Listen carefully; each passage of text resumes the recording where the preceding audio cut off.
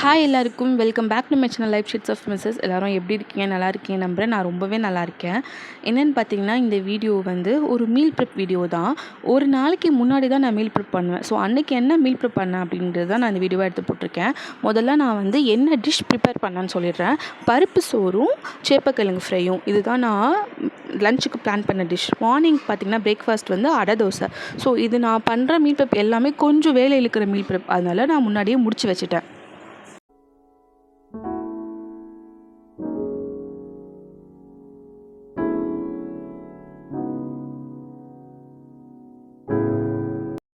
சேப்பக்கிழங்கு whistle விட்டுட்டு நான் கடைக்கு போயிட்டு வேணுங்கிறதெல்லாம் வாங்கிட்டு வந்துட்டேன்.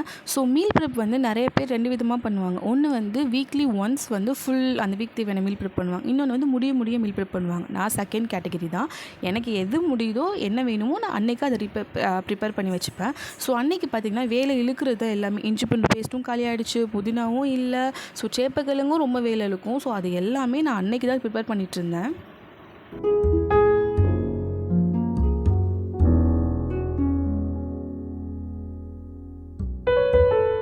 ஸோ இஞ்சி வந்து தண்ணியில் ஊற வச்சுட்டு புதினா ஆயிர பார்த்துட்டு இருந்தேன். இப்போது வந்து புதினா, கொத்தமல்லி, கருவேப்பிலை இந்த மாதிரி வெஜிடபிள்ஸ் எல்லாமே ஆர்கனைஸ் பண்ணுறது எப்போ வாங்குறேனோ அப்போவே நான் ஆர்கனைஸ் பண்ணி வச்சுடுவேன். அதே மாதிரி இஞ்சி பூண்டு பேஸ்ட்டு எத்தனை நாளைக்கு வருதோ அத்தனை நாளைக்கு யூஸ் பண்ணிப்போம். முடிஞ்சதுக்கப்புறம் எடுத்து வச்சுப்போம். அதுக்கப்புறம் மாவு அரைக்கிறது வீக்லி ஒன்ஸ். அது வந்து நார்மலாக வீக்லி ஒன்ஸ் அரைக்கிறது தான். அதுக்கப்புறம் தேங்காய், இது வந்து நான் ஒரு மீல் ப்ரிப் பண்ணுறது. தேங்காய் வந்து எனக்கு எப்போ வேணுமோ அப்போ நான் கட் பண்ணி ஃப்ரிட்ஜில் எடுத்து வச்சுப்பேன். ஸோ மோஸ்ட்லி இப்படி தான் என்னோடய மீல் ப்ரிப் இருக்கும். ஸோ பார்த்திங்கன்னா விசில் விட்டு சேப்பக்கிழங்கும் ரெடி ஆகிடுச்சு. அது சைடில் வந்து ஆற விட்டுட்டு இஞ்சி பூண்டு பேஸ்ட்டுக்கு ரெடி பண்ணிகிட்டு இருந்தேன்.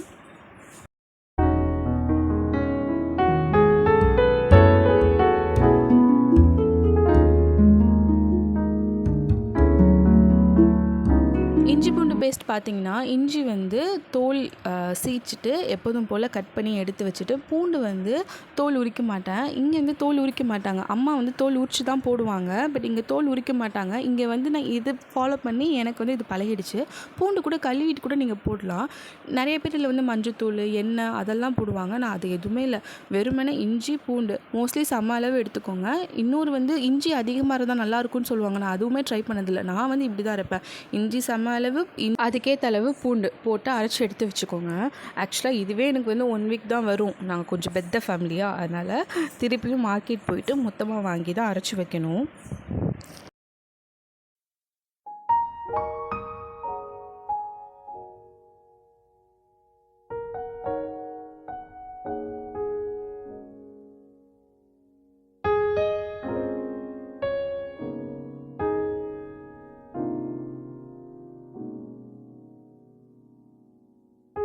இஞ்சி பூண்டு பேஸ்ட்டும் ரெடி பண்ணியாச்சு. இதை ஃப்ரிட்ஜில் ஸ்டோர் பண்ணிவிட்டு நெக்ஸ்ட்டு வந்து கிழங்கு உரிக்கிற வேலை. ஐயோ, அது சரியான கடுப்பான வேலை. அதை உரித்து மசாலா தடவி ஃப்ரிட்ஜில் எடுத்து வைக்கணும். அதுவும் இல்லாமல் அது நொல்னு வேறு இருக்குமா, அது எனக்கு இன்னமும் பிடிக்காது.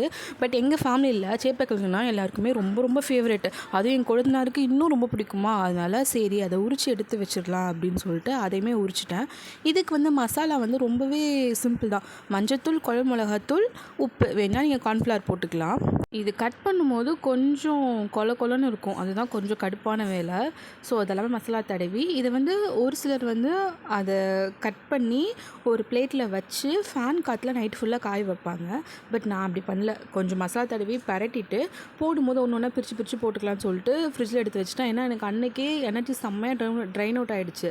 ஸோ அதனால் எனக்கு எப்படா போய் தூங்க போகும் தான் இருந்துச்சு.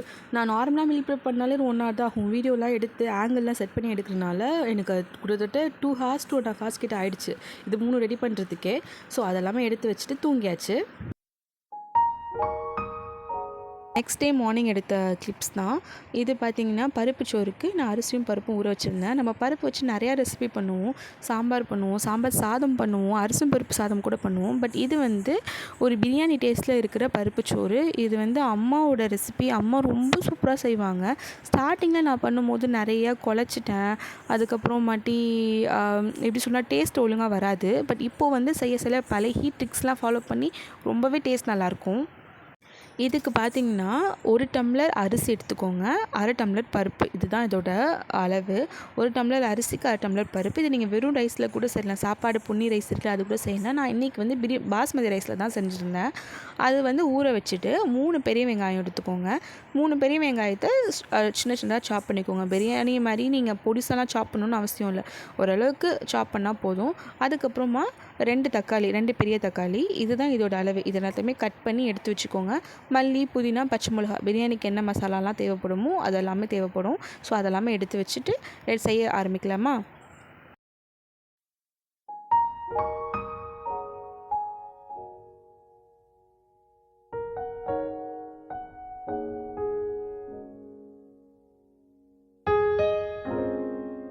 ஒரு கடாயில் எண்ணெய் ஊற்றிட்டு பட்டை, கிராம்பு, ஏலக்காய், வெங்காயம், அதுக்கப்புறமா இஞ்சி பூண்டு பேஸ்ட்டு, புதினா, கொத்தமல்லி போட்டுட்டு பச்சை மிளகா போட்டு நல்லா வதக்கிட்டு அதுக்கப்புறம் தக்காளி போட்டுக்கோங்க.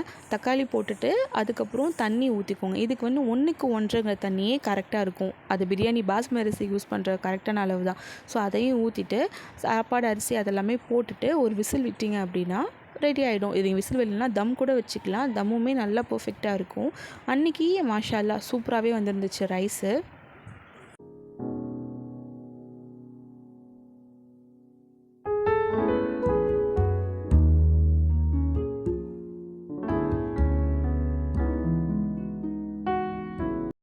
இடையிலே பார்த்தீங்கன்னா பருப்பு தோசைக்குமே ரெடி பண்ணி வச்சுருந்தேன். ஸோ நைட்டே ஊற வச்சதுனால காலை அரைக்கிறதுக்கு ரொம்ப ஈஸியாக இருந்துச்சு. அதை அரைச்சிட்டு தாளித்து கொட்டுற வேலை தான். இதுக்கு வந்து தேங்காய் சட்னி இல்லை கார சட்னி 2மே நல்லாயிருக்கும். நான் அன்றைக்கி வந்து தேங்காய் சட்னி தான் வச்சுருந்தேன். தேங்காய் இல்லாத தேங்காய் சட்னி அதுதான் ரெடி பண்ணியிருந்தேன். அதுவுமே ரெடி பண்ணுறது ரொம்ப ஈஸி. எண்ணெய் ஊற்றிட்டு பூண்டு, பச்சை மிளகா, அதுக்கப்புறம் வெங்காயம் நல்லா வதக்கிட்டு பொட்டுக்கடலை போட்டு அரைச்சோன்னா தாளித்து கொட்டிங்க அப்படின்னா அதுவும் ரெடி ஆகிடும். ரொம்ப ஈஸியானது தான் அன்றைக்கி. பட் என்ன வேலை மட்டும் கொஞ்சம் இழுக்கும். ஸோ அதனால் மீல் ப்ரிப் பண்ணி வச்சுருந்தது நல்லது.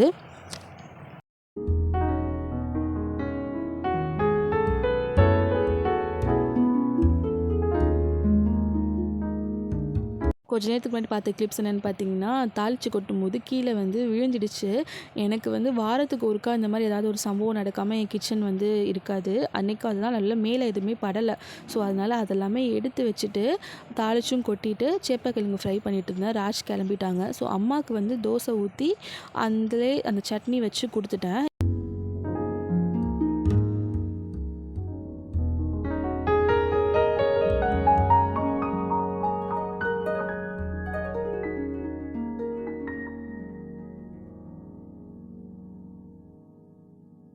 இப்படி தான் இருக்கும் கிச்சன் லிட்ரரி. ஏன்னு பார்த்தீங்கன்னா வீடியோ எடுக்கிறதுனால ஓரளவுக்கு பரவாயில்ல. வீடியோ இல்லாமல் நான் வந்து நார்மலாக சமைக்கிறேன் அப்படின்னா எந்த பொருளுமே எடுத்து வைக்க மாட்டேன். ஹரிபரியாக சமைப்பேனா. ஸோ அந்த பொருள் எல்லாமே எடுத்து வச்சு கிச்சன் க்ளீன் பண்ணுறதுக்கே ஒரு நேரம் ஆகும். மோஸ்ட்லி இதுதான் டைம் இழுக்கும் எனக்கு. ஏன்னா அந்த கவுண்டர் டாப் ஃபுல்லாக தொடச்சி, அடுப்பு மேடை தொடச்சி, அந்த அடுப்பில் இருக்க ஸ்க்ரப் பண்ணி தொடச்சி எல்லாமே எடுத்து வைக்கிறதுக்கு நேரம் ஆகும். ஸோ தோசை எல்லாருமே சாப்பிட்டதுக்கப்புறம் ரைஸ் தம் விட்டு எடுத்து பார்த்தேன். ரொம்பவே சூப்பராக இருந்துச்சு. அரிசி வந்து ஸ்டார்டிங்கில் நீங்கள் எடுத்து பார்க்கும்போது குழஞ்ச மாதிரி தான் இருக்கும். பட் அதுக்கப்புறம் போக போக டைம் ஆக அரிசியும் பருப்பும் விரைச்சிக்கும். அதாவது விரைச்சிக்குன்னா கொஞ்சம் குச்சியாக நிற்கும்னு சொல்லுவாங்க இல்லையா, அந்த மாதிரி தான்.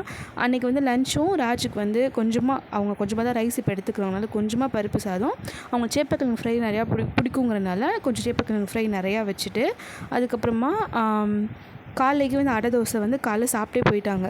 ஸோ அது மட்டும் கட்டி பேக் பண்ணி கொடுத்து அனுப்பிட்டேன்.